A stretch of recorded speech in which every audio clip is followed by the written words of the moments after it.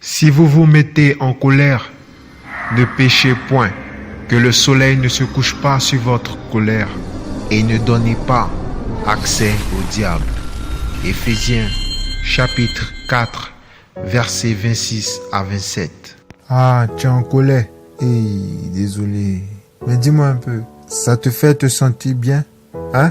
Lorsque tu es fâché, tu laisses la colère te contrôler, tu deviens impulsif, souvent même tu es violent, tu parviens pas à te contrôler, tu parviens pas à te contenir, tu insultes, tu dis des mots pour blesser. Hein? Toi-même, tu te sens bien après?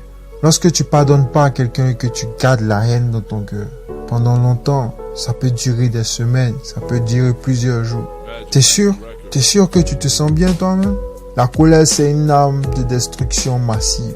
Ouais, c'est l'une des armes les plus puissantes du diable. La colère engendre beaucoup de maladies dans le corps de l'homme qui est esclave d'elle. Elle est responsable de beaucoup de maladies. Hein?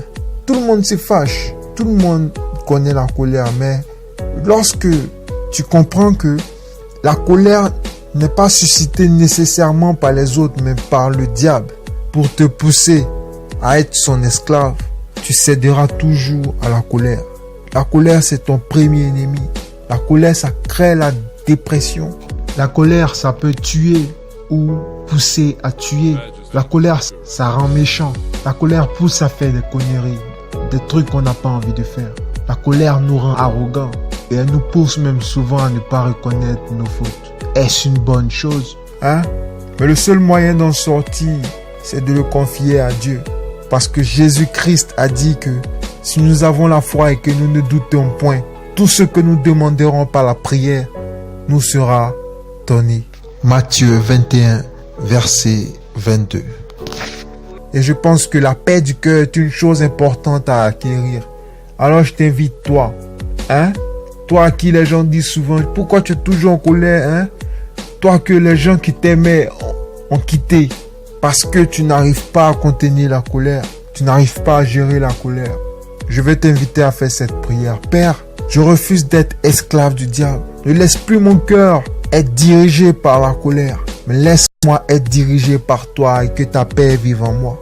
Apprends-moi parce que seul, je ne pourrai pas le faire. Au nom puissant de Jésus-Christ, j'ai prié. Amen. Lorsque tu finis de faire cette prière-là, retiens juste dans ton cœur que tu dois aimer les autres. Quel que soit ce qu'ils sont, quelles que soient les couleurs, quel que soit leur teint, quelles que soient les situations sociales, tu dois les aimer. Et qui dit aimer, dit ne pas faire de mal. C'est-à-dire dans tout ce que tu dis, dans tout ce que tu fais, rassure-toi de ne pas les offenser. Et à chaque fois que la colère viendra à toi, dis au diable que les portes lui sont fermées. Et prouve-le. Au nom puissant de Jésus-Christ, je fais ce message. Vous pouvez nous suivre sur un esprit et une âme dans un corps pour plus d'enseignements. Si vous